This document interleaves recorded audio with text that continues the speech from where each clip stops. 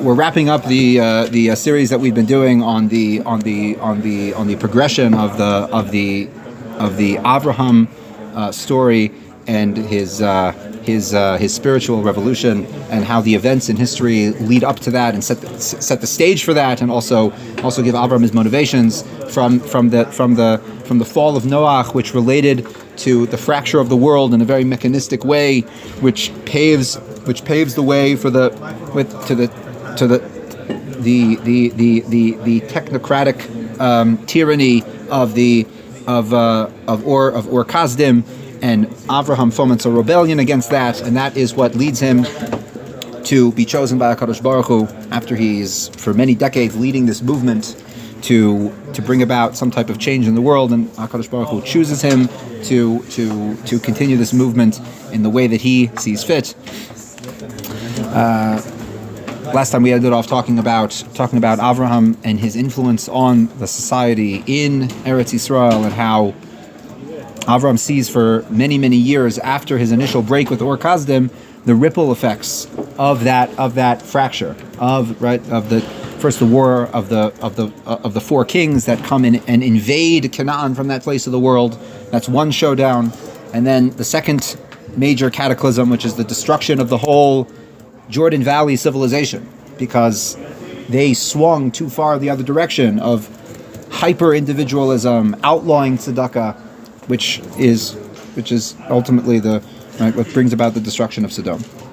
Now, I want to address a few remaining questions that are here in this story. And as you've noticed, the path that we're going over here is really not a linear progression at all. We have to constantly be going back and forth in the story in order to highlight the origins of things and see how they progress from the beginning and come back to the present, i.e., where Avraham is holding.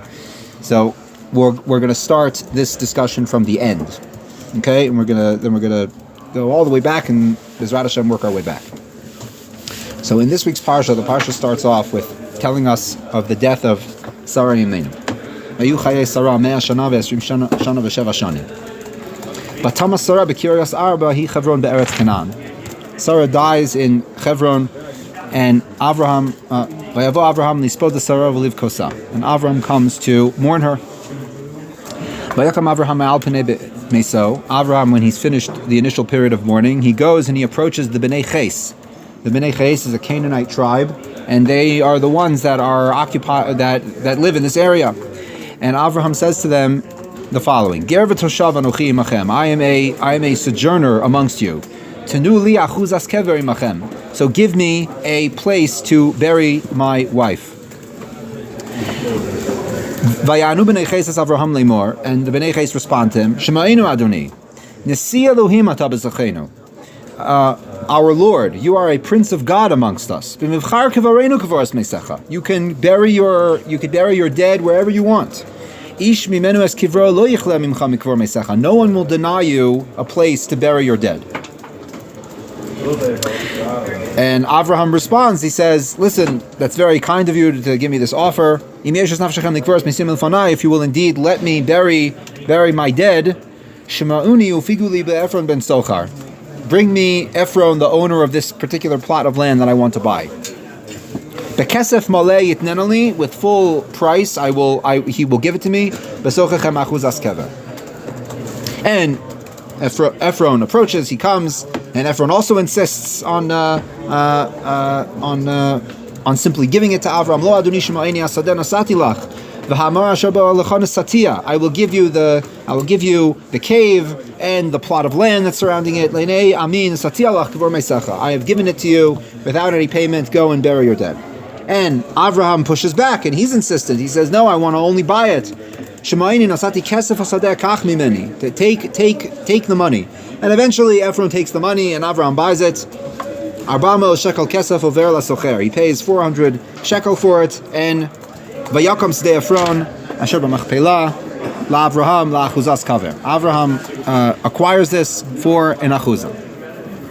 So the question is, what exactly is the point of this entire interaction, which takes up quite a bit of the beginning of the parsha? And it seems to be a back and forth here that doesn't give us any. It doesn't give us anything. Okay, so we want to learn about an important site in Eretz Yisrael, and indeed, the Machpelah and Hebron, by extension, is a very, very important city in the Jewish people, and to understand the connection to the history. But this whole back and forth of Avram wants to buy it, and the Bnei Ches want to give it away, and then he approaches the owner, and they have the same conversation about a free gift or paying.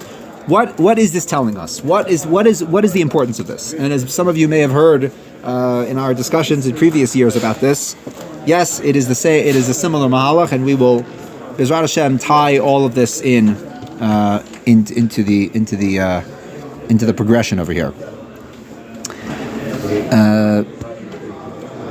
So now we're going to go all the way back to the beginning of the Torah. When we started off talking about the Migdal Bavel, just keep the Avraham question with the Machpelah in your minds, okay, for the next 45 minutes or so.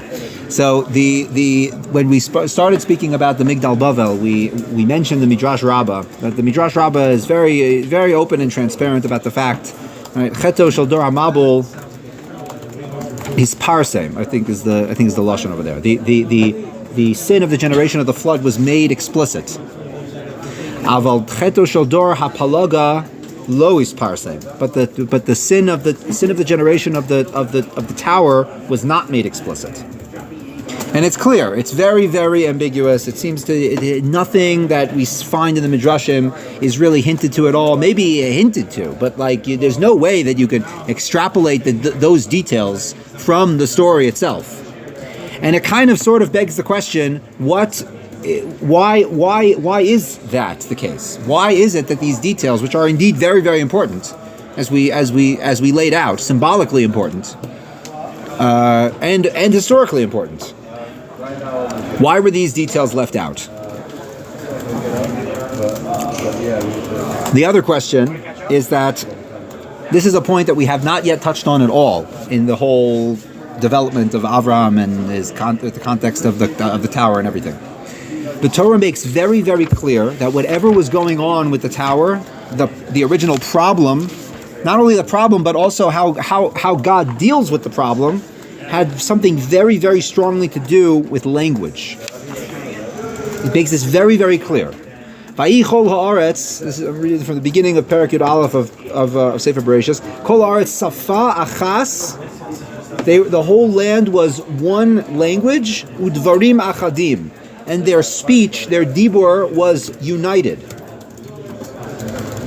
And they travel from the east, and they find They arrive at the valley of Shinar, as we spoke about.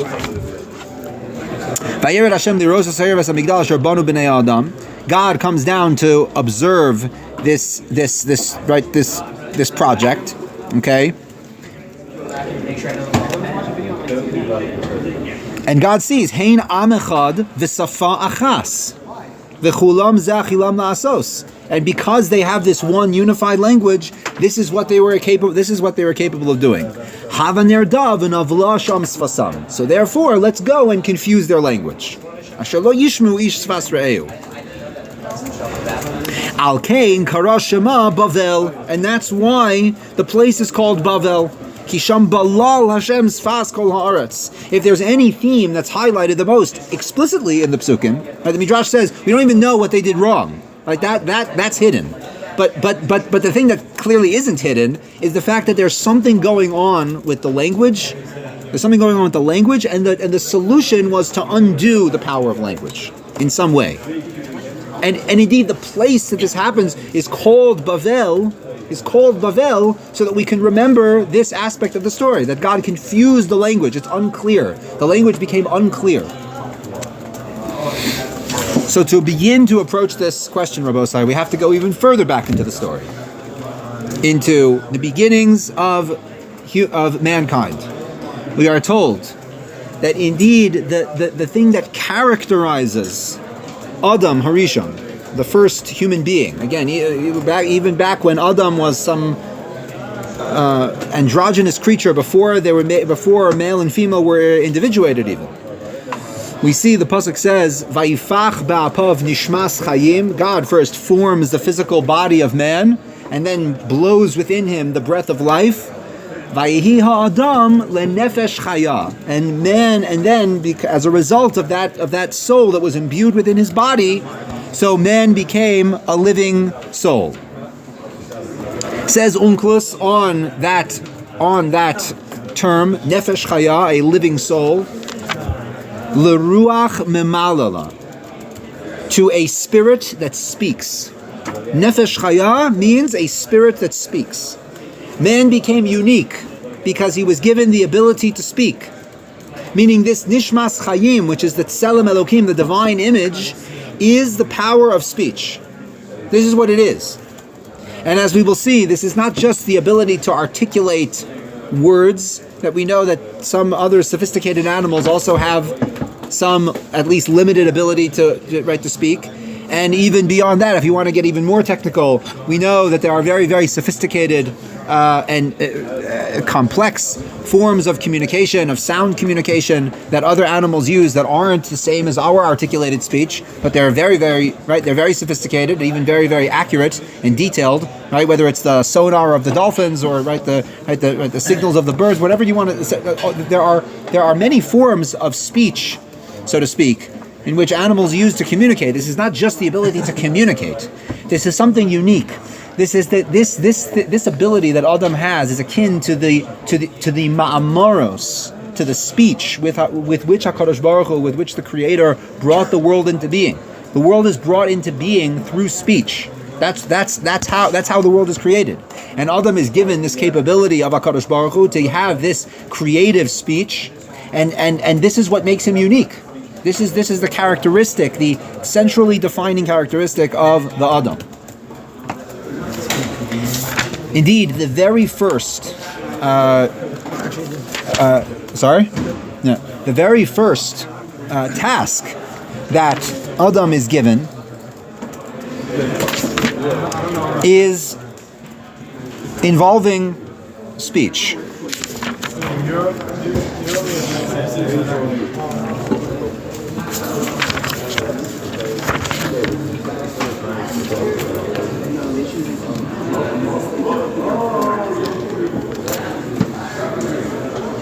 After Kodesh Baruch Hu creates Adam, the Torah gives a brief description of the layout of the Gan, etc.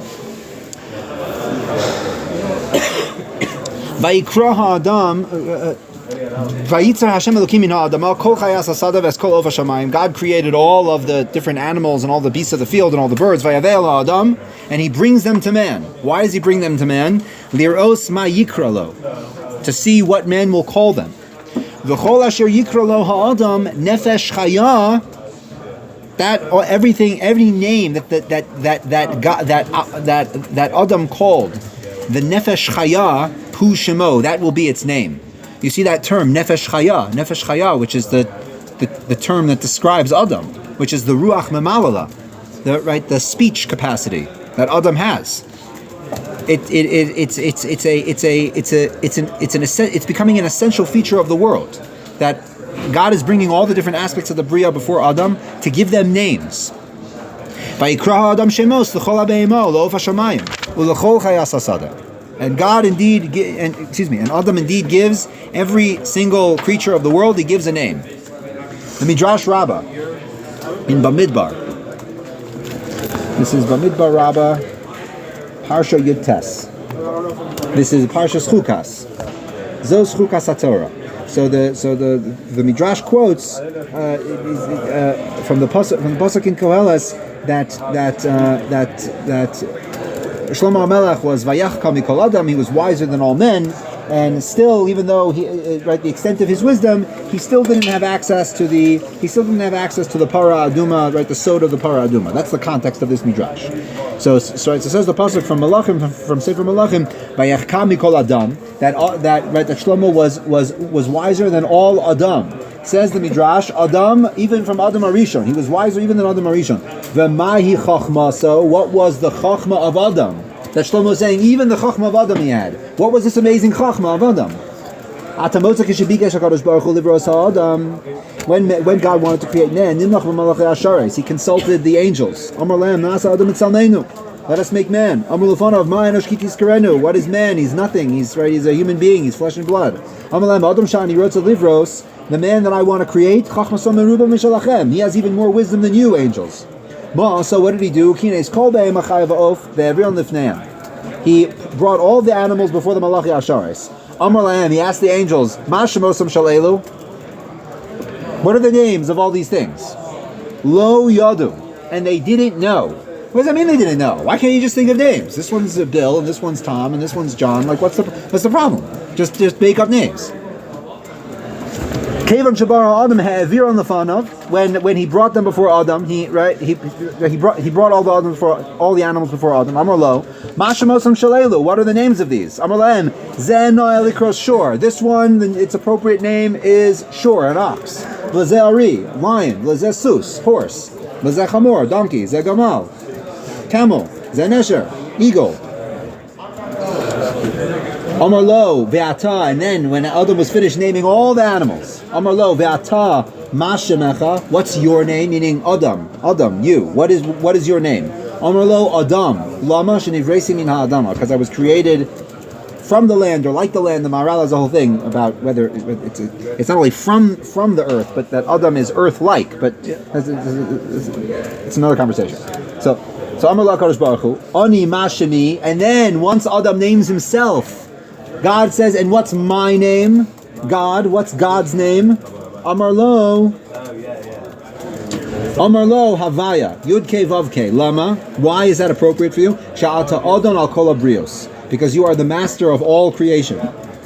As it says in Yeshayahu Mem Beis, which we will get back to later on in the conversation. Ani Hashem Hu Shemi Shakara Li Adam Arishon. When it says Ani Havaya Yud Ke Vav Ke, that is my name. That's literally what the verse says. I am Yud Ke Vav Ke. That is my name. Why does God say that is my name? What he's saying is that this is the name that Adam gave me. Huh? You don't think like shame is the subjective way of understanding the name of Hashem, and it's supposed to be like the idea of shame. What do you mean the subjective? We say, meaning like the way that we relate to, the way that we perceive God, as opposed to the way God perceives, and not the reality of God, which would be Yud Ke Vav Ke. So, you know what I'm talking about? Well, of course. Well, you're pointing out that a name is the way that something outside of you relates to you. Exactly. Yes, that's a shame. Nachon. So it's weird that we see Hashem's the first person to call Hashem by his actual name, though, is weird. Is in Yud Ke Vav Ke is through the shame. It's weird. So you're on the right track. We're getting there. I promise we're getting there. We see from this Midrash Rabbosai that Adam calling names to the animals is not just a technical thing that you need to give some type of verbal tag to all the animals so you won't confuse the horse from the donkey and the camel from the zebra. That's not what is going on. He brought them in front of the Malachi Asharis. They didn't know. What do you mean you don't know? Like just pick a name. No, it's not a utilitarian exercise. This is something about looking into the essence of the thing and saying what is roy, as the Medrash says. What is the roy? What is appropriate? What is the appropriate name for this thing? There's something going on about the calling of the names, which again, the tool that HaKadosh Baruch Hu used to create the world is given to Adam, and with this tool, with the same tool that God created the world, He gives to Adam to give names. This is the continuity of Brias HaOlam, of the creating of the world, that Adam needs to do. And the angels are incapable of doing this. They're not capable of doing this, but Adam is capable of doing it. Can you get the Ramban over here? Where's the Ramban? Is it buried under Shkayach? The Ramban in Parshas Tesaveh.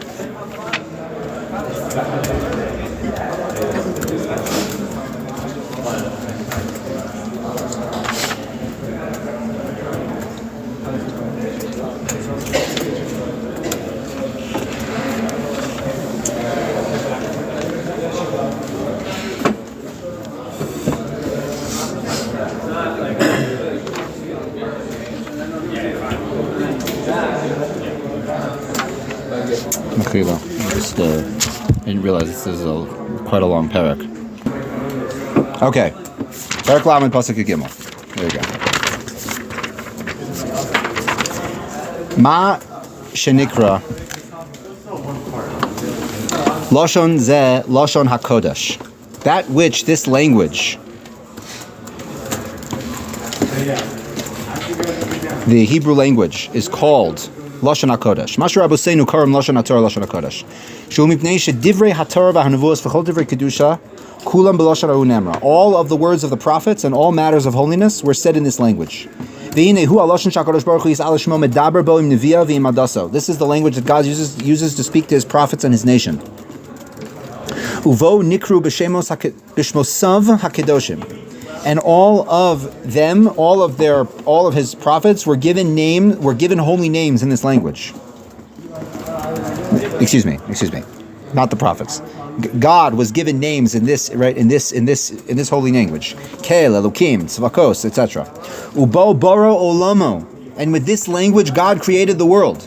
V'kara shemos shamayim ve'eretz v'chol asher bam, and He gave names to everything in the heavens and the earth. U'malachav v'chol tzva'av, Michael v'Gavriel, etc. Avraham, Yitzchak, v'Yaakov, Shlomo, v'Zulasam, and He gave names to His holy ones, like the Avos. What are the names of there's a Medrash on Massi's part the names of the angels. Dafka came in Bava. They were not like from Hashem. Like the names of the angels. Michal, you see that first time in Daniel. How is that not a word? How is that not a word? How is that not a Hebrew word? Gavriel. The Medrash says that they got them in Gal's Bava. Okay, happy to see the Midrash, but I mean the Pashto says that these words are words in Lashon HaKodesh. No, Gavriel. That's what it says in. It says it in Massi's part in Medrash. And it is clear that this language is the Holy of Holies.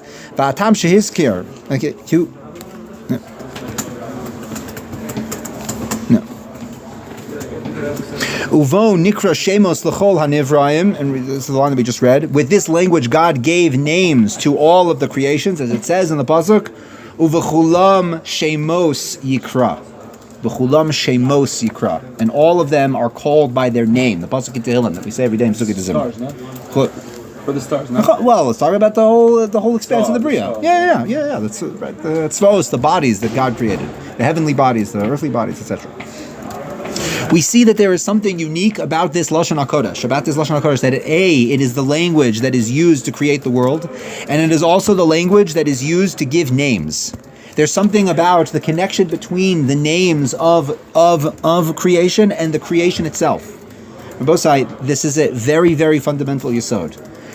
When we say a name in Lashon HaKodesh, it means, right, we say likro shame, likro shame, which means what? To call out a name. Kara means to call out to something, to call out, to get its attention. Vayikra el Moshe, God calls out to Moshe, and Moshe responds, here I am, what do you want? Vayikra means you're getting someone's attention, you're calling forth something. To call, Vayikra shemos, right, to this day, even in modern Hebrew, we say Eich korim lecha. What's your name? You don't say what's your name, you say Eich korim. If I want to call to you, what do I say?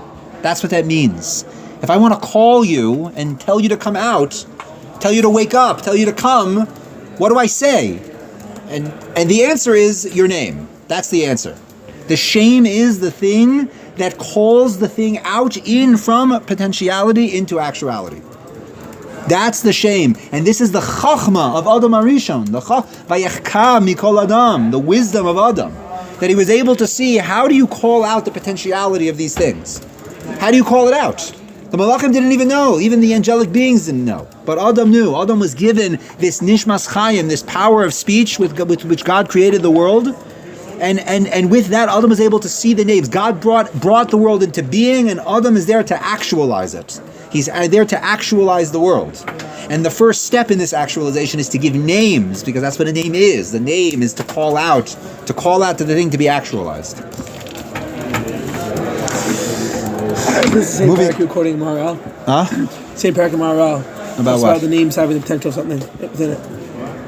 The names have? The potential of something in it. To have the essence behind it. That they can be actualized into the reality.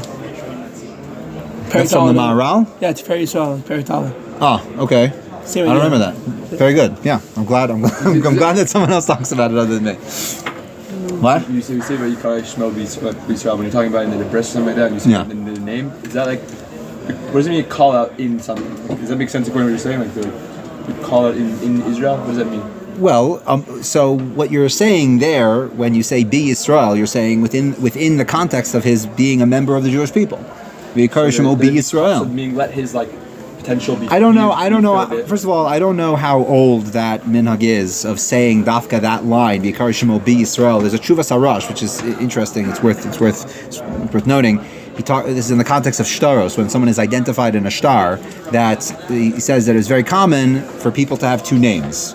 It's common today, right? People have two names. One is their, quote unquote Hebrew name and their Jewish name, and the other one is a secular name in which which they use to interact with in Gentile society. So it's very, very common. So when people say V'yikar Shemo be Yisrael, it could be that they're emphasizing that this is his Jewish name as opposed to some other name that he might use, right? It could be Lav Dafka, right? Anyway, this is what we're seeing about the lashon, about the power of speech. The power of speech is meant inherently, in terms of how Adam uses it, to bring about, to be the calling out of the potentiality of the world. And this is Lashon HaKodesh. That's what the holy speech means. When we say Lashon HaKodesh, it doesn't mean the holy speech. Lashon HaKodesh doesn't mean holy speech. It means the speech of holiness. If you wanted to say holy speech, what would you say? What would you say? Lashon HaKedosha. Or, right? Kodesh. What's the difference between Kodesh and Kadosh? Kodesh means holiness. Kadosh is an adjective. Kodesh is a noun. Lashon HaKodesh. This is the language in which, when you want to talk about holy things, when you want to talk about the dimension of holiness, this is the language that you use. It's like scientific notation. There's nothing scientific about the notation. It's the notation that you use when you're talking about scientific things. So too, this is Lashon HaKodesh. Lashon HaKodesh is the language in which you deal with matters of holiness. Now, we see that in the deterioration of speech that is used in the world, what was Adam commanded to do when he first comes into being? Right? God makes it very, very clear. He says, "Pru uravu, be fruitful and multiply, uradu, and subjugate the land, v'chivshuha, and conquer it, conquer the land." This is the central topic that's going to be extending out through the rest of the conversation. The ability to actualize the potential of something, okay, you need to be able to grab hold of it, to conquer it in some way. The responsibility that Adam HaRishon has on the world to actualize its potential means that you have to go and you have to own it. You have to own the world. You have to acquire these things. Kivshua, conquer the world and make sure that it's bringing out its potentiality. What is Adam supposed to do in the context that once he conquers the world, what is he supposed to do? La'avda u'lashamra. He's supposed to work it and guard it. Right? It's not conquering it in order to pillage and plunder and do whatever you want with it. It's conquering it in order to be able to take care of it. This is the two sides of the conquering coin. Adam is given Lashon HaKodesh, the language of holiness, in order to be able to call out the potentiality of the world, and he's told, make sure that you take control of the world, you wrest control of the world and conquer it, in order so that you can do that, and the end result will be that you'll be able to work it and guard it. That's what you'll be able to do. There'll be this give and take relationship between you and the world.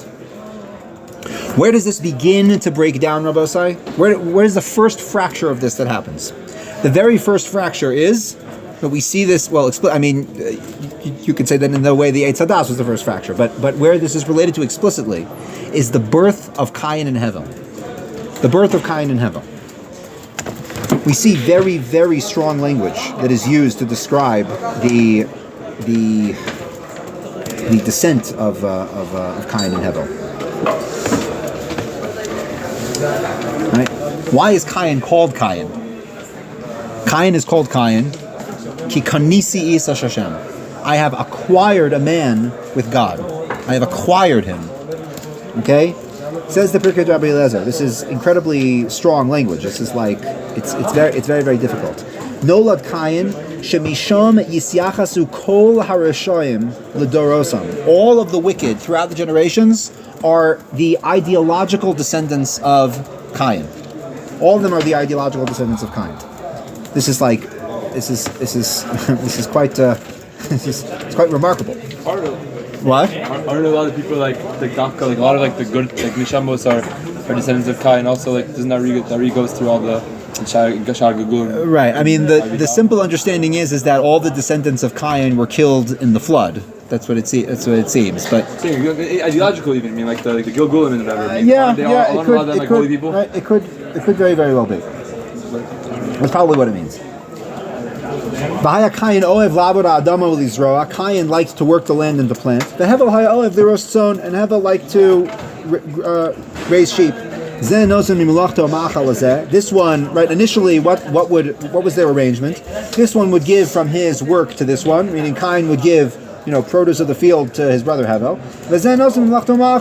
And this one would give, wool and all the and meat from the thing. Well, not meat; they couldn't eat meat at that time, but wool and all that and milk perhaps from the sheep to Cain. Higia leil yom tov shel Pesach. Then Pesach rolls around. Amar lahem Adam levonav, and Adam Arishan says to his children, "Balal zeh atidim Yisrael la'akriv karbanos pesachim." This is the night that has been declared that will be the day of deliverance for the Jewish people. Just like they're going to bring sacrifices on this night, you should also bring sacrifices. And then we know, right, the sacrifices for Hevel worked out, and the sacrifice for Cain didn't work out.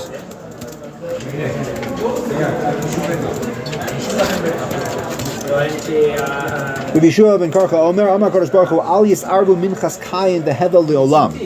The offerings of Cain and Hevel can never mix ever. Shema Chas v'Shalom Yisarvu be'ereg beged. Right? They can't even mix in the clothing that you wear. What is this referring to? Shatnez, the offering of Cain, which he brought from the flax, right, the most convenient thing to bring, which wasn't as valuable. He brought flax, and Cain brought from the best of his sheep, the wool.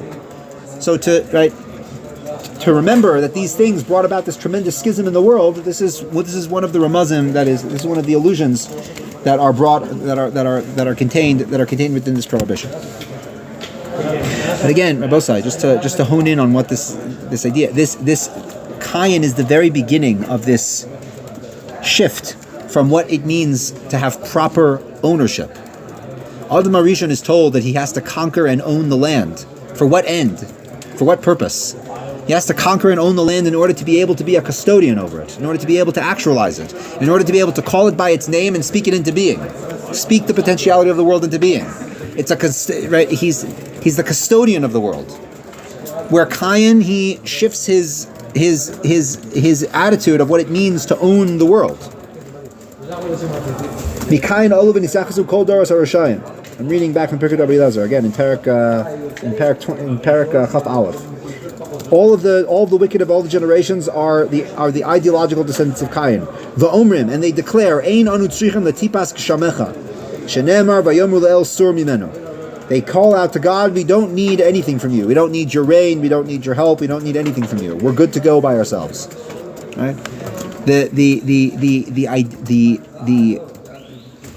approach of Cain in the world was that he was going to grab a hold of everything, wrest control from everything, and he didn't need anyone else. Once he acquired all the stuff that he needed to acquire, he doesn't need anyone. The acquisition was a self-satisfying acquisition. It turns away from the conquering that was told to Adam that he needed to conquer the world in order to be able to be a caregiver to the world, and it shifted to a self-serving acquisition. Now, moving a little bit forward into history with the generation of the Mabel. The generation of the tower. Again, reading from Pirkei Rabbi Eliezer in Parak Chaf Hey.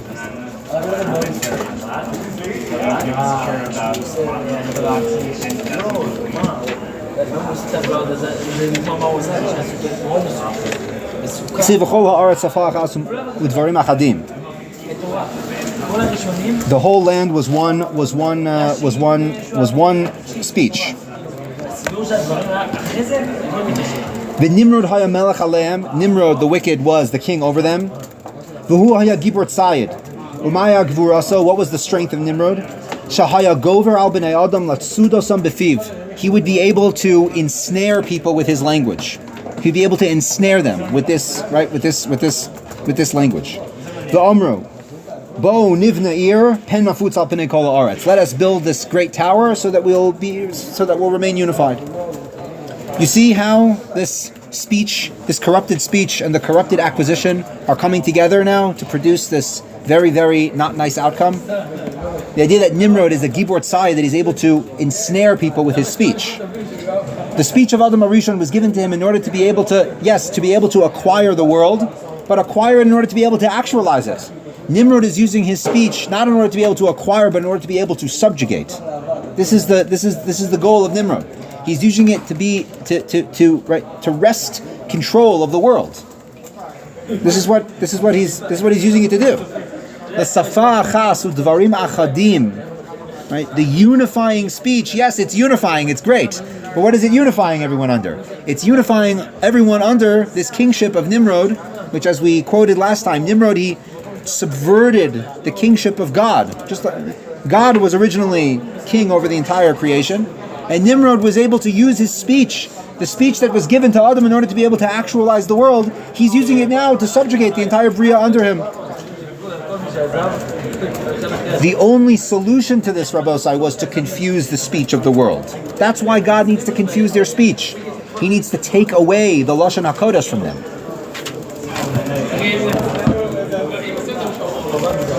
You know, we quoted in the last section from the series on that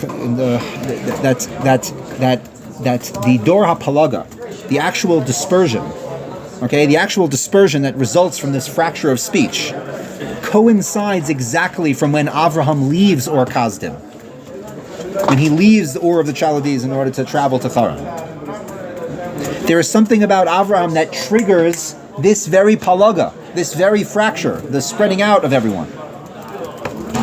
We're going to read a section from Rabbeinu Bachai. Rabbeinu Bachai is structured in such a way where he gives an introduction. He gives an introduction, a brief ma'amar before each parsha. So says Rabbeinu Bachai in the introduction to Parshas Yisro. He's quoting from the Gemara in Baba Basra on Daf Tezayin. Amr Razal, Margalis Tuva, Haisa Tluya bet Savaro shel Avram Avinu. There was a jewel that was hanging from the neck from Avram Avinu. Shakol Chola Sheroa Osa, that any sick person that ever saw this jewel, that looked at the jewel, Miyad Misrapeh, he would immediately be healed from looking at this jewel. So Avram is wearing this necklace, he's wearing this jewel, there's this jewel on his neck, people would come to see the jewel, and they would immediately be healed. When Avram Avinu left the world, it was taken, this jewel was taken and placed on the orb of the sun. That's what the Gemara says. Adkan. Ubeir zeh, says Rabbeinu Bachai, what does this mean?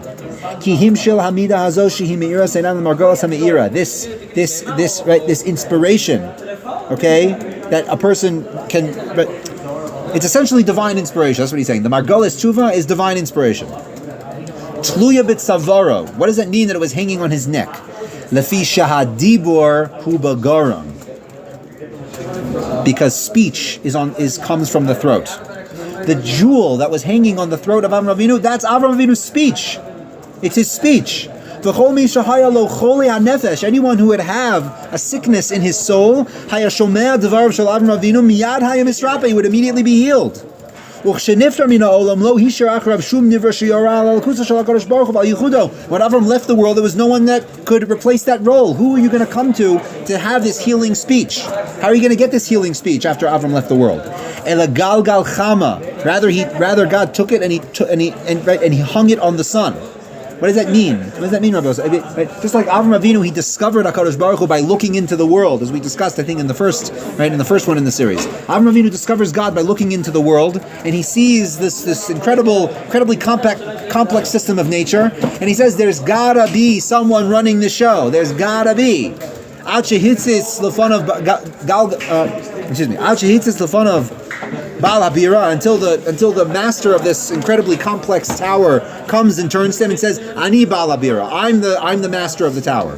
God turns and says, yes, I'm the one that's running the show. So just like Avraham was able to draw his inspiration from looking into the world, so too you can also draw the inspiration of Avraham Avinu by looking into the world and examining it and seeing the tremendous complexity of nature and seeing how everything flows together and everything relies on each other. Right, Tachas HaShemesh. It's under the sun. But you see that Avraham started to revert speech back to what it was supposed to be. This healing force in the world, that it can heal from sickness. And why is that? Because Avraham sees that speech has been co-opted in the Migdal Bavel society. It's been co-opted in order to wrest control from people. Not to call out their potentiality, but to subjugate them. And Avram now is coming to bring speech back to its proper place. Where's the Rambam quickly? There's a Mishnah in Avos that says that there were 10 generations from Noach to Avraham, and they were all wicked. All the generations from Noach to Avram, they were all wicked. Ba Avram v'noto schar kulam. That's what the Mishnah says. The Mishnah in Parakeh of Maseches Avos. I'm sure we're all familiar with it. What does that mean? What does that mean that Avram came? All these generations were wicked, and Avram came and took their whole reward. What do you mean? What reward did they have? I thought they were all wicked. What does it mean that Avram took their whole reward? So we're going back to the Rambam that we quoted in the first time around. What was the scene in Ur Kasdim when Avram was fomenting his rebellion against Nimrod?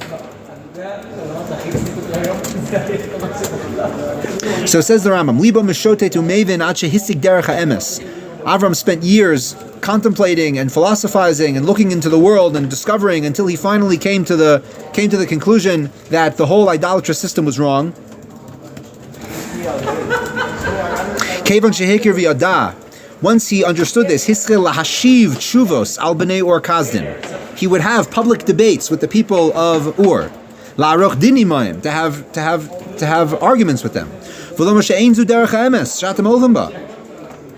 V'shiber hatzlamim, and he ended up, going and actually destroying all the idols. V'diber im kol echad ve'echad lefi midaso. In these conversations and debates that he was having with people, he would speak to every single individual according to their midah. According to their midah. Now, I heard from Moshe Shapiro Zatzal, what does that mean? What does that mean that he spoke to everyone according to their midah? This is the secret of what it means that Avram took the reward of all these generations. Because the path of all of these different wicked people was trying to arrive at a certain positive conclusion, trying to arrive at a certain good destination, right? It's the good intentions that the road to hell is paved with them, right? It's all the good intentions, but somewhere along the way they get distorted, they get corrupted. Avraham spoke to every single individual according to their midah. He's saying, listen, you're trying to get to this good destination. Don't you see how how this is not actually helping you get to that destination? Don't you see how this way of thinking is not actually helping you? Don't you see that this is actually the proper way to get to that destination that you yourself is identifying as good? Don't you see that? This was the din, right? The din, the cheshbon that Avraham Avinu was making with everyone. Yes, it's true, I know you want this, and it's great that you want that, but this is not the way. This is completely not the way. This is why Avram took the reward of all those generations. Because all those generations, they had good things in mind. They said, we're going to build a tower, we're going to prevent the next flood, everyone's going to be together, we're not going to be dispersed upon the land, this is going to be great. And Avram says, well, look what you've produced. Don't you see that this is not going the way that you wanted it to go? Avram took that reward because he was able to bring it back on course. He was able to bring it back. This is the refuah. Anyone who would see the jewel of Avram Avinu, miyad nisrapeh, they would be healed. They would be healed because they would see how they went off course. And the fundamental point that Avram was bringing to the fore, in order to show them the proper path, so to speak, is that language cannot be used to subjugate and control. Language is used, Lashon HaKodesh, the purpose of Lashon HaKodesh is to call out names. And again, calling out names, Perush, to call out to the potentiality of the world and bring it into fruition.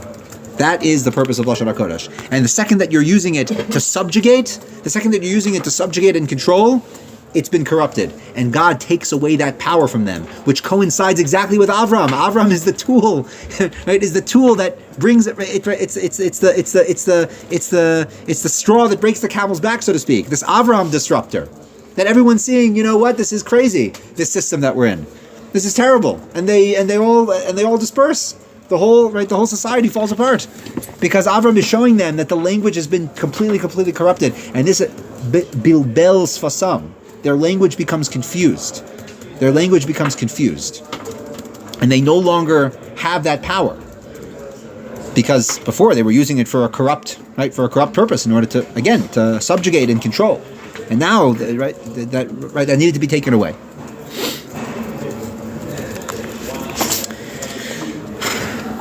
To hone in on this just a little bit more, Rabbi Zai, to answer the second question that we asked about why is it that the sin of the tower was made so ambiguous, it was covered up. Think about this one just for 1 second. This idea that all of mankind comes together and they decide that they're going to build a city and a tower in order so that they can all be together. Does that theme sound familiar? I think it's actually a pretty good description of what it is that we're hoping for every day. That the world is going to come together around the city and the tower in the middle of the city, and they're all going to come together and they're going to want to build that thing, right? Haba nivna lanu ir umigdal. Let us build a tower and a city. Okay, v'naaseh lanu shame. We'll make ourselves a name. A name. But do you understand how the name is the opposite of what a name is supposed to be? Here, the name that they want to make is to subjugate and control. The purpose of calling out names is to call forth potentiality. It's the exact opposite. Listen to a Zohar, Rabbosai. Where's the Zohar? Where's the Zohar in Noach? We didn't bring it. Okay, fine. The Zohar in Noach, and Daf Ayin Dalid. The Zohar in Parshas Noach says the following. Ein ir ela Yerushalayim. The city, Ir u'migdal. The city is Yerushalayim. U'migdal, kamoshe ne'emar, migdal banui letalpiot. The pasuk in Shir Hashirim. It is a tower built to talpiot. And as the Gemara says, talpiot, shekol hapiot ponim l'sham. All of the mouths turn to there. I.e., the Beis Hamikdash. It's the Beis Hamikdash. It's the right. As the Al-Sheikh brings in his commentary, he expands on this. He expands on the Zohar a little bit. He says these people were subconsciously, without even knowing it, building the anti-Yerushalayim in the Beis Hamikdash. What is the Beis Hamikdash called in the Torah? It's not called Yerushalayim. It's not called the Beis Hamikdash. What is it called? Hamakom asher bachar Hashem, asher yivchar bachar. Right, the place that God chooses. Lasumes Shemo Sham. They built a city and a tower to make a name for themselves. The city and the tower that we want to build is so that God can make His name there.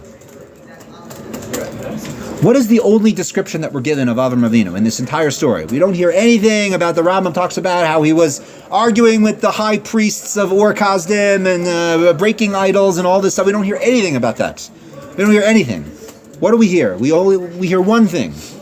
We hear that Avraham marries Sarah. This is the only thing that we hear before Lech Lecha. In the end of Parshas Noach, Avraham marries Sarah. The Sarah Akara Ein La Valad. That is the only description that we have of Avraham. He's the son of Terach, okay? And Terach wants to go on a trip to Canaan. He doesn't quite make it. Avraham marries Sarah, and Sarah is barren. She does not have a womb. She was physically, anatomically incapable of having children. What is this alluding to, Rabbosai? As Reforman really hashes this out very well. If you haven't listened to this, I highly recommend the whole. It's nice to listen to the whole Mahalach. But it's just, this point is very simple. When if someone takes a wife, knowing that she's not going to be able to have children, that means that you're not going to be able to perpetuate your name. You're not going to be able to perpetuate your own name. taking someone else's wife after the father dies, after there's a tragedy in the family, as we know from the Torah, Haran, Sarah's father, dies. Doesn't say the circumstances of the death. We know that the circumstances of the death also surrounded Avram's story. But fine, be that as it may, the point is that Haran dies, and Avram takes Sarah as a wife because it's a type of chesed. He's not worried about his name. He's not worried about his name. He's worried about someone else's name, as the Torah says by Yibum, right? When a person does this kindness for his dead brother and takes the wife, it's in order V'lo yimaches shemo miYisrael, so that his name, the brother's name, won't be erased. Not your name. She can't have kids. Why does it matter then? They will be erased anyway. I'm saying I'm not saying this is like Yibum. What I'm saying is that there's a consideration in marriage which is not for your own name. Meaning, just like Yibum, the purpose of taking this woman as a wife is not to perpetuate your name, right? It's to perpetuate someone else's name. It's true, Avram isn't going to have any children with her, but the point is that he's not concerned with his own name. This is the one subtle hint that we see, that the thing that makes Avram unique is that he's not concerned about making a name for himself. That's what makes Avram unique. I'll tell you, this is a very, very important theme to know. It's a very, very important idea to know. Our brains, the human consciousness, is primarily a sifting tool. It's primarily a tool to cut things out, to not pay attention. In this very room that we're sitting in, there's an innumerable number of facts that you could pay attention to. You could pay attention to that set of Mishnah Berurah on the wall. You could pay attention to the speck of dust on the floor, the fact that there's a red bag over there, the fact that there's the teacup. Right? There's a bunch of facts. There's innumerable facts. Innumerable facts in this room. But you're not paying attention to the vast majority of those facts. Hopefully you're not. You're only paying attention to a very, very narrow spectrum of facts. The facts that are relevant. Kisvei HaKodesh, the words of the Torah. The words of the Torah, right? And this always bothered me for a very, very long time, because very often we do find things in the literature of Chazal and the Midrashim that do add context to the story, and they seemingly give important information.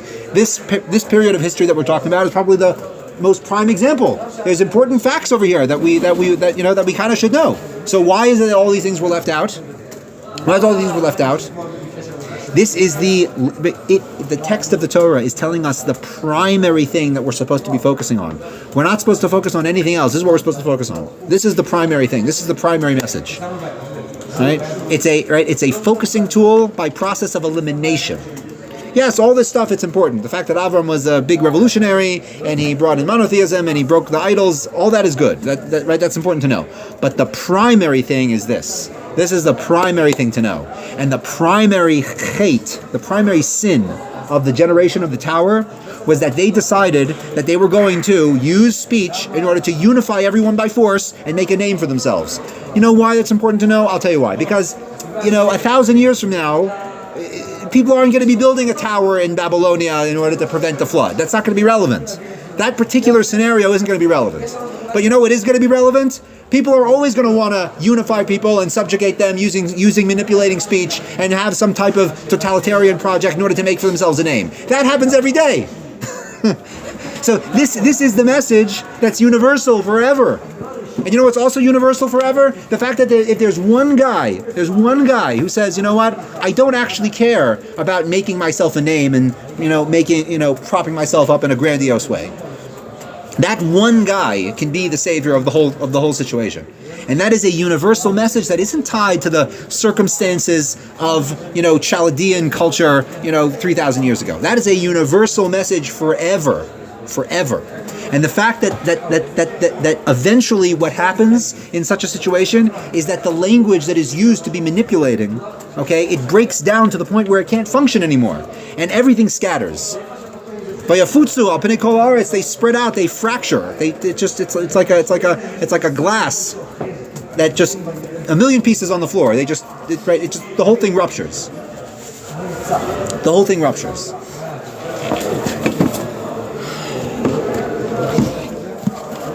But the speech, the proper speech was maintained by Avram Avinu.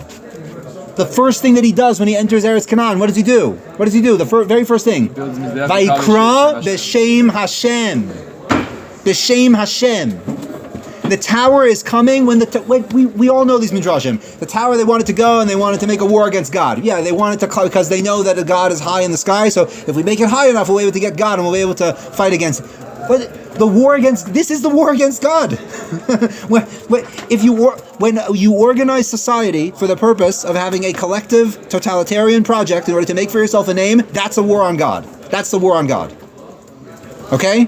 And the one person who's maintaining the speech in the proper way of calling out not in their own name, but Vayikra b'Shem Hashem, calling out in the name of God, the only one that's doing that is Avraham. That's it. And that's what you need to know. All the other stuff is interesting. The geopolitical scenario, what Nimrod was doing, and all that's great. It's important. I'm not saying it's not important. But this is the primary message. They are coming to make for themselves a name. Avram is the only one that's not corrupted by this, and he starts calling out in the name of Hashem. Listen to a pasuk in Safanya, Rabbosai. Listen to a pasuk in Safanya. This is Perek Gimel of Safanya.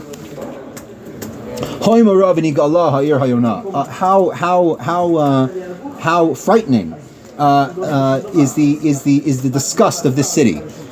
He's giving rebuke on Yerushalayim about how it's become incredibly corrupt. Neviah pochazim anshe bogdos. Even the prophets have become traitors. Kohanei chilalu kodesh, and the priests, they have defiled the holiness. Amarti achti riosi tikchi musar. So I turn to them and I say, take rebuke from me, v'lo yikares me'ona, and you will not be cut off. L'chein chakuli nu'um Hashem. And God turns to the righteous, right? The righteous remnant that has not been corrupted by the whole situation. And he says, wait for me, O you righteous remnant. Liyom kumi la'ad, for the day that I will stand up tall. Ki mishpati la'esof goyim, because my judgment will be to gather in all the nations. L'kabtzi mamlachos lishpoch alayim za'ami, in order to pour my wrath over them. Ki va'esh ki nasi ta'achel kol ha'aretz. Ki oz, and then at that time, ehefoch el ha'amim, I will turn to the nations, safa berura, with a clear safa. What happened in Migdal Bavel, Rabbosai? What happened to the Migdal Bavel? The safa became bilbel. It became confused. Safanya says, when I come to correct the world to make sure that it's the way that it's supposed to be, I'm going to make sure that I call out in a safa berura, likro kulam b'shem Hashem, so that they can all call out in God's name.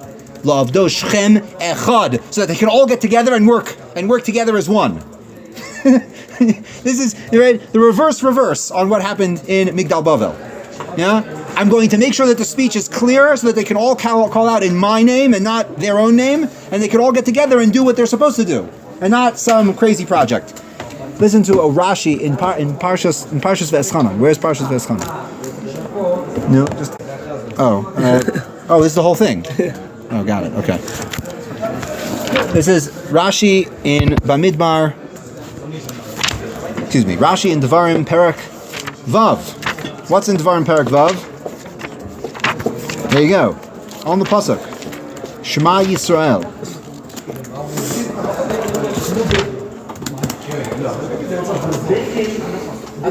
Shema Yisrael, Hashem Elokeinu, Hashem Echad. Hear, O Israel, your God, Havaya, your God, He is one. Says Rashi, Hashem Elokeinu, Hashem Echad, Hashem Shehu Elokeinu, Havaya, who that is our God, Ata v'lo Elokei ha'umos. Now He's only our God, but not the God of the nations.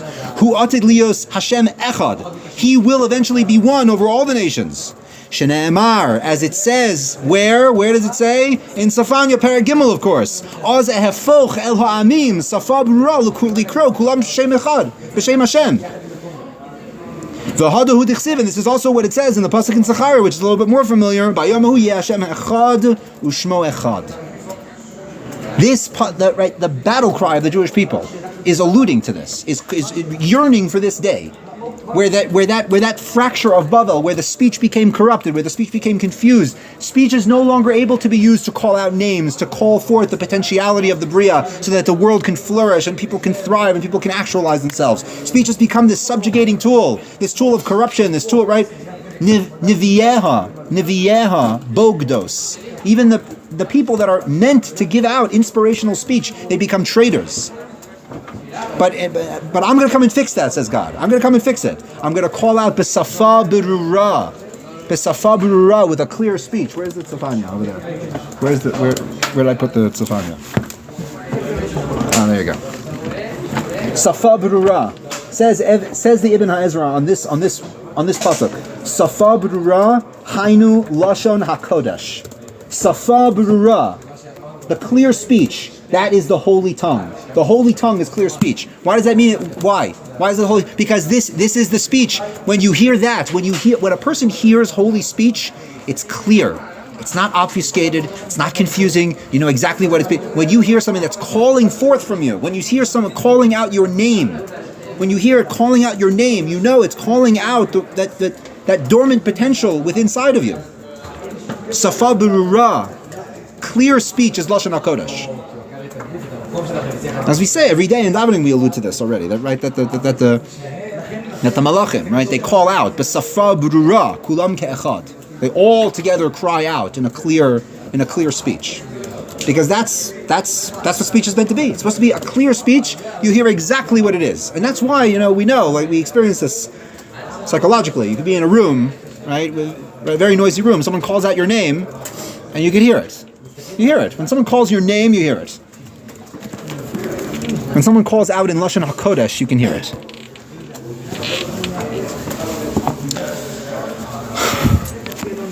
The Gemara in Avodah Zarah on Daf Yotes. I'm sorry, I'm not gonna be matriach the tzibur by opening up the books anymore, because it's getting a little bit. Gemara in Avodah Zarah on Daf Yotes Amud Beis says the following: Afilu sichasan shel talmidei chachamim tzrichim talmud. That even the mundane speech of the Torah scholars requires study. It requires study. As it says in the Pasuk, in Parak Aleph of Tehillim, Asher bi'ito yitain piryo, that the righteous will be like a tree that at its time it gives over its fruit. It gives over its fruit, and the fruit, Elu divrei Torah, the fruit are the words of wisdom. Okay? Ve'alehu lo yibol, and the leaves also will not wither. Alehu, right, the leaves. This is the mundane speech. Not talking about wisdom. Not talking about the last Tosfos that you saw. Talk about the weather. Right? Even right, the mundane speech of the Talmud Chacham requires study. And says Rashi, Bamakom, Sichas Chulin. Sichas Chulin, says Rashi, Ki kula, Sichas Chulin shel Talmidei Chachamim, kula malea osher, richness, tohar, purity, umar peh, and healing. It is the healing of the jewel of Avram Avinu, that anyone that looked at this jewel would immediately be healed. What does that mean that they're healed? First of all, they abandon the corrupted path that they're on. They understand that they're totally off the rails, and they're able to be called back to the osher, to the richness. It turns on the light bulb. They hear, right? They hear and become aware of that dormant potentiality in them that's being called forth. That's what you hear when you hear the Talmud Chacham speak. A real Talmud Chacham speaks, and you hear your name being called. You hear your name being called when you hear when you hear a great person speak. You hear yourself being called. When you hear anything inspiring, you're being called. Like someone's calling your name. That's what's happening. Now, to go back to where we started, which is really the end. The end, which was the beginning. What is going on with Avram Avinu purchasing this piece of land? As we saw in the beginnings of Bereshis, Adam was meant to enter the world, to use his power of speech, which again, it's not just limited to the articulation that we have with our mouth. It's a whole dynamic. It's a whole dynamic of being that we're meant to bring forth the dormant potentiality of the Bria. That's Lashon HaKodesh. Holy speech is about bringing forth potentiality. And in order to do that, Adam was said, listen, you need to go acquire the earth. Kivshua, conquer it. Conquer the earth. And already by the first generation of progeny of Adam Arishon, this conquering, this acquisition is corrupted. It doesn't become an acquisition in order to be able to call forth. It's an acquisition in order to be able to subjugate, which reaches its zenith. It reaches its peak by the Migdal Bava. The very last thing that we see that Avram Avinu does is buy a piece of land. That's the last thing he does, and then he's off the scene. That's it. It's the last thing we hear about him. Yeah, he tells Eliezer to go find a wife for his son. But the last thing that he does is buy a piece of land. That's the very last thing that we do, that we hear from him. And a fascinating thing, Rabbi Sai, is how much in halacha we learn from Avram Avinu about acquiring things. We learn in halacha about acquiring things from Avram Avinu. Oh, we'll get to that. Even before that. The Rif in Baba Basra on Daf Chav Ches of Baba Basra, he's quoting from the Gemara. Okay, there is a kinyan called Chazaka, okay.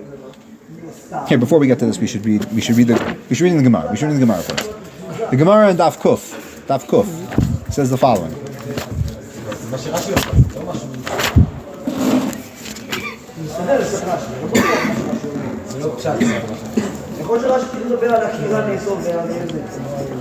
Kani behelucha, the acquisition of walking on a piece of land. Titania halach ba la'arka la'rachba kana. Someone walks on a piece of land, up and down to its width and its breadth. He acquires it. Divrei Rabbi Eliezer, v'chacham omrim ein hilach mo'al klum. Walking doesn't do anything. You don't acquire it by walking. Amar Rabbi Eliezer, my timer. What's the reason that I have what's the basis for my opinion? Tichsiv, as it says by Avram Avinu, kum hisalech ba'aretz la'arka u'la'rachba ki lacha etnena. Because I've given it to you. Seems pretty explicit. No? God says, listen, I've given you the land, go and walk on it and you'll acquire it. V'rabbanon and Chachamim say, no, that's not a good proof. Why? Hasam mishum chavivusa da Avram, because Avram was beloved. The ka'amar lehachi kidei she'anoach lichvosh lifnei vanav. It wasn't the actual acquisition yet. It was the pre-acquisition in order so that his children could actually conquer it later on. Amar Rabbi Yossi says, Modim chachamim Rabbi Eliezer b'shvil shel kramim hoil v'nasa lehiluch nikne vehiluch. The Chachamim do actually agree with Rabbi Eliezer in things that are designed for walking, like a path in a field. If you walk on the path in the field, you've acquired it. Why? Because the path is made for walking. Indeed, the Taz extrapolates from this. That any spot that's meant for a certain type of action, if you use it for that thing, then you've acquired it. He gives the example like a makom in a Beis HaKnesses, like you acquire your spot in shul just by sitting in the chair. Because it's made for sitting. Right? It's made for sitting, you sit in it, you've acquired it. It's a chazaka. Now we'll skip to the Rif. The Rif is actually on a Gemara before that Gemara, on Daf Nun Gimel. That says the Rif.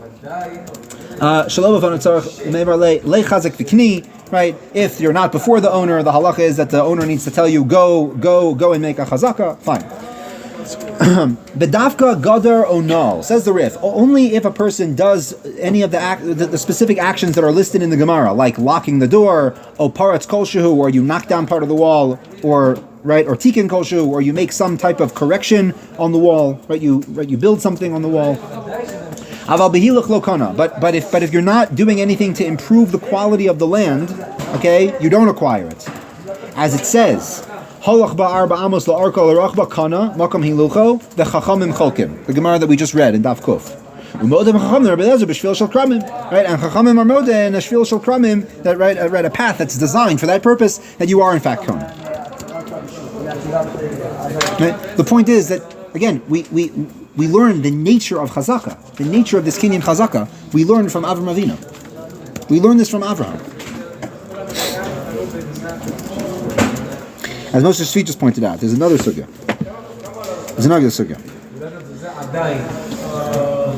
Before we get to that sugya, let's just get back to the story. It will help us understand the other sugya a little bit better. What is this back and forth between Avram and the Bnei Ches? Bnei Ches say, listen, you don't need to acquire the land. There's no reason for you to buy it. You can have it for free. You're a Nesiya Elokim b'sochenu. You don't need to buy it. No one's going to deny you a place to bury Sarah. You could have whatever you want. You can have it. But Avram insists. He says, "Bekesef maleh yitznen ali." No. You're going to give it to me for full price. I don't even want a discount. You're going to give it to me for full price. the conversation between, right, they're talking past each other because the Bnei Ches think that Avram has a practical problem. He needs a piece of land in order to bury his wife. And Avram is saying, no, that's not what's going on. I want to make a kinyan. I don't need a piece of land in order to solve a problem. I want to make a kinyan. I want to make an acquisition. I don't want to take something for free. I want to invest in it. What Avraham is showing us is the proper way to take ownership over something. Because the moment that you look at the thing that you want to take ownership over as the thing that's going to satiate a need that you have, that's the kinyan, the acquisition of kayin. Shenisyachasu kol harashayim l'doros. All of the wicked are the descendants of Kayin, because they look at acquisition in this way. I need this thing because it's going to serve me well, it's going to satiate my needs, and that's why I need it. Whereas the acquisition that God told Adam HaRishon in the beginning of the story, and indeed the acquisition of Avraham is, no, I want to acquire this thing because I want to take ownership of it. I want to invest in it. Right? No, we have a term called kinyan Torah, acquiring Torah, and we relate to that in a certain way, thank God. But just do a little thought experiment with me just for the sake of the conversation. If you were to erase all connotations of that term in your mind for one moment and think, from the perspective of a businessman, kinyan Torah, you've acquired Torah. Okay, great. So that means that all the domain names with Torah in them I own now, and anyone who wants to use the word Torah in an advertisement, they have to pay me. Right? They have to pay me for the rights to use it. And I own the Torah. I can the Torah. If I want to make changes in the Torah, I can edit it if I want to. God forbid. Right? I own the Torah. I own it. But obviously, that's not what we mean at all. If anything, the Torah is a book of rules of what you have to do and what you can't do. So who owns who? Right? If anything, the Torah owns you. What does this mean, kinyan Torah? Kinyan Torah means that the person has invested of themselves into this thing, that it becomes part of them. That's what that means. That's inherently what a kinyan is. A kinyan is that you've invested yourself so deeply into this thing that it becomes part of you. And of course, part of that is that comes with certain privileges. You need that. You need the privileges in order to be able to fulfill your duties properly. The Rush, I'm reading. This is also lahalacha, right? It's worth reading this inside just very quickly. It's just one line, right? It's talking about in the context of havracha that a person wants to divest of certain assets so that he won't own them, because owning them at the time is a liability, like for tax purposes, or if a woman doesn't want to bring property into the marriage, so she hands it off to someone else, so it won't be in her property for the time being. Right, so the Gemara says this is only temporary. Right, a shtar havracha that you use in order to divest from a certain asset, it's only temporary. After you're done, right, you have to give it back. It has to go back to the original owner. But says the Rush in Perek Ches of Ksubos. He says the following: Aval habal hanocha, right, the current owner ochel peros. He gets to eat the fruits. He gets to eat the fruits of that land. It's not like he's just holding it on. Excuse me. It's not like he's just holding on to it for pretend. No, he actually gets to eat the fruits while he's there, right?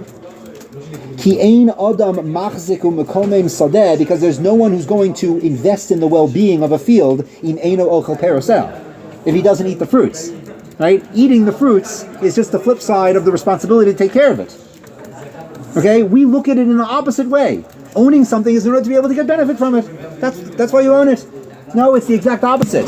The benefit that you get is so that you can maintain your connection to the thing. The benefit is actually in service of your ability to be of service to that thing.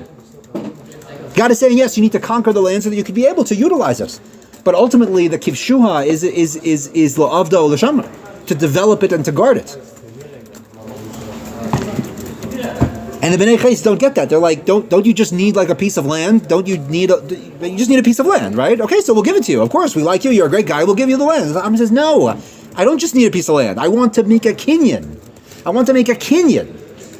And this incredible makor, which we've brought in years past. I like mentioning it again. I have a little story on how I got this makor. It was when I was in the army 6 years ago. I was in Miluim. Okay. We had a break for Mincha. So what do you do when you're on the break from Mincha? You check your WhatsApp, of course, right? So a neighbor of mine in Nachlaot, right, very special family, the Levitts, right? So Leah Levitt gives a shir weekly in her house, and she sent me a makor that the Rebbe quotes in one of his sichas on Parshas Chayei Sarah. It was this week, Parshas Chayei Sarah, and the Rebbe quotes from a sefer, a very, very unknown sefer from the time of Rishonim called Paneach Raza. Paneach Raza. Okay, written by the grandson of Shmuel Mipaletza, one of the very big Balei HaTosfos. And the Paneach Raza says the following. What is the default value of land in Eretz Yisrael? The default value. When you redeem land that you give to the Beis HaMikdash, so how do you redeem it? You pay a certain amount of money for a certain area. What's the amount of money for the area? 50 shekel for Zera Chomer Se'orim. For the amount of land that's required to plant a chomer of barley. How much is that? What's that? What's that space? That square space? 75,000 amos. 75,000 square amos. Okay? So if you pay 400 shekels for something, how much land do you get? How many square amos do you get? 600,000. 600,000 square amos. Says the Paneach Raza, the kinyan of Avram Avinu in the Machpelah was a square amma for every single Jew. That was the kinyan. He bought a square amma for every single Jew. So the Bnei Ches are like, don't you just need a piece of land? We'll give it to you. Avram says, I don't just need a piece of land. I want to make a kinyan. It's a completely different conversation. Avraham leaves the scene showing us how to make a kinyan, how to acquire something. This is the final message of Avraham Avinu, going all the way back to Bereshis, all the way back to the mandate of Adam Harishon to conquer the land, to speak holy speech, and to call out the name of HaKadosh Baruch Hu that is lying dormant in the Bria. Avraham Avinu brings back holy speech. He brings back proper acquisition. This is what he brings back, and then he can leave the scene. He can bow out. He can bow out and leave the stage, because he's corrected the whole thing. He's brought back Lashon HaKodesh. He's brought back the proper kinyan. Moshe Tzvi mentioned a second ago the other relevant sugya, and with this we'll close, I promise. The other relevant sugya is in the very beginning of the Gemara in Kedushin. Gemara in Kedushin says, Ha'isha niknes be-kesef. Which literally means a woman is acquired with money. Meaning the Kedushin, the betrothal, can be done with money. Says the Gemara, how do we know this? We learn, Kicha misdei Ephron. Ki kach ish isha, when a man is lokeach a woman, mis kesef hasoda kach mimeni. Now, many people are offended by how you could compare, marrying a woman to buying a field. Like, what are you doing? You're just buying property. So of course, if you have the idea of what a kinyan is, and you're buying property in order so you can be able to utilize it, yes, I would be offended. But if we understand what a kinyan is, if we understand what a kinyan really is, this is what's going on. The kinyan is, you want to be able to invest in the thing. As the Gemara says, Ein Kedushin Shalom Bidas. There's no Kedushin against the will of either party, the man or the woman. Both of them have to want it. Both of them are there because they want it. It's the Bnei Ches. They're saying, just take it. What's the problem? We both want this. So just take it. But comes the Torah with the Taina of Avram Avinu, no, you can't just take it as a free gift. You have to invest. You have to make a kinyan. You have to invest in the thing. And that's the kicha mistei Ephron. Just like Avram and said, no, I'm not taking it. I will not take it for free. Under no circumstances will I take it for free. I insist on investing. And you want to know something unbelievable, Rabbosai? Listen to this. This limud of kicha mistei Ephron, l'chora makes absolutely no sense. Why not? Ki yikach ish isha, when a man takes a woman. So what should the parallel be in the story of Avram Avinu? What should the parallel be? The man takes the field. No, excuse me. The man takes the woman, right? Ki yikach ish isha. So what should the parallel be in the Avram Avinu story? That Avram takes the field, right? Is that what the kicha is referring to? Is that what the word kicha is referring to? No. What's the pasuk? Es kesef hasadeh kach mimeni. The kicha is on the money that Avraham is offering. It's the money that he's offering. It's the wrong direction.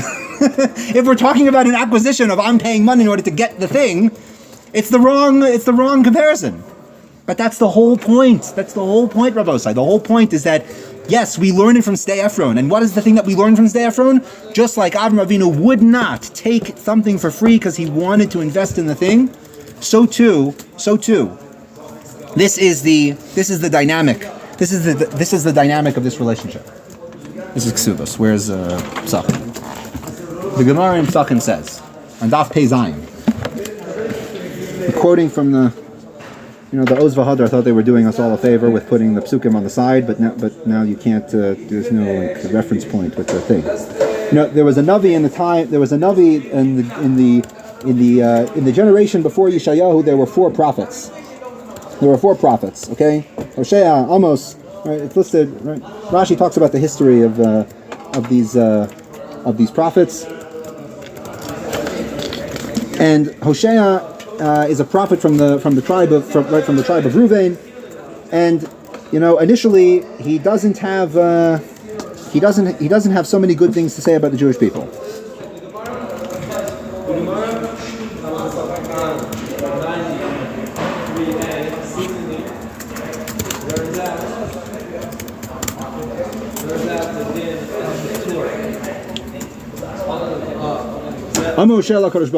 So Hosea says to God, Harei kinyan Yisrael l'chahem. The Jewish people have been acquired by you.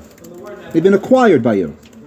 Hachlifam be'uma acheres. So just trade them in for another nation. So says God, okay, you think I should trade them in for another nation? Try this. Halach el isha znunim. Go and betroth this woman of ill repute, and have a child with her, and see how easy it is to just get rid of her after you've developed a relationship with her. See if that's possible. You see what's being said? Hosea comes to the scene saying, listen, you have a problem with the Jewish people? Okay, fine. So you bought them. You could trade them in, right? Just like you buy a car, you don't like it, you trade in for another car.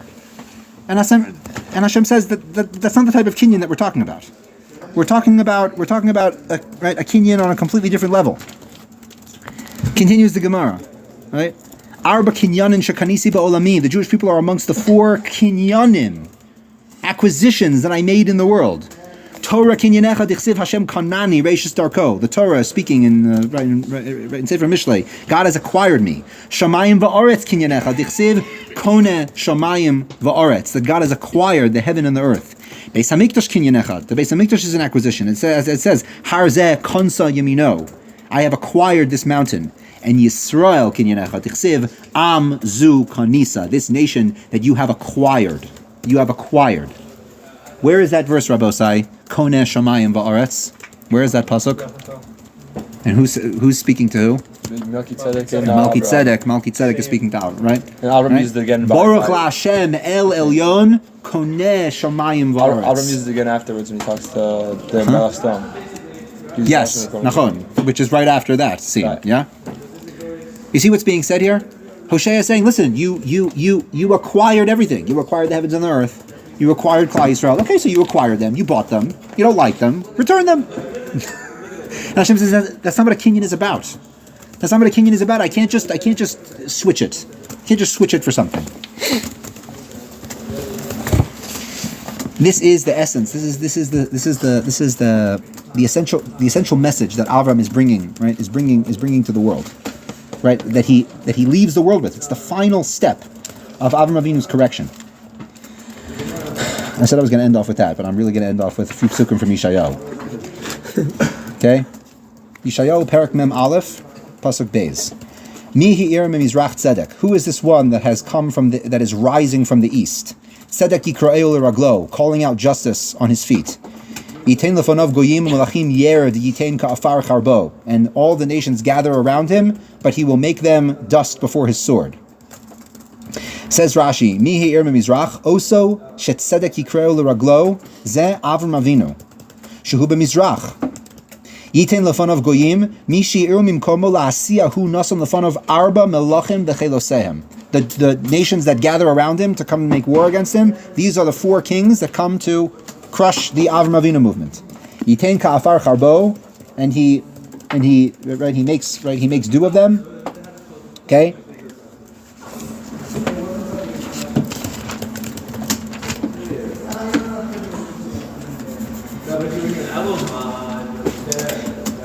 Says the pasuk in pasuk Daled, Mi pa'al va'asa korei ados merosh, ani Hashem rishon ve'as achronim anihu. Says God, I did the first one, and I also will do the last one.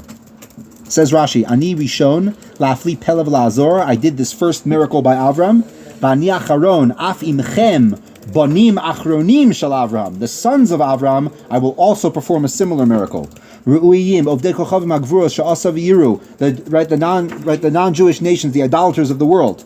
Kirvu v'yeson zeh etzel zevne esafim li'lachem kisheyiru ha'geula. Just like the 4 kings came to try to crush Avraham when they saw that Avram was successfully making his movement, when they see you, Jewish people, that the geula is coming, kisheyiru ha'geula krova lavo, when they see that the geula is coming, they will also come and try to crush you. Just like they tried to stamp out the Avram Avinu movement, they will also try to stamp out your coming back to Eretz Yisrael and to crush your geula. V'ata Yisrael avdi Yaakov asher bacharti zera Avraham ohavi. The seed of Avraham, my beloved. Asher zakticha miktzos kol haaretz, that I have strengthened you from all the corners of the earth. Krasicha ve'amar lecha avdi ata becharticha v'lo ma'asticha. I have called you out and I will not abandon you. Al tiraki imcha ani, al tishtaki ani elokecha. He's saying, listen, ani rishon v'ani acharon. I did the first round, I'm going to do the second round. Avram Avinu also thought that he was a lost cause. Avram Avinu also had to run away from Ur Kasdim. He was being chased by 4 superpowers. He thought that was the end. Right? But just like I saved Avram, I'm going to save you. Skipping forward to pasuk, this is all obviously one long continuity.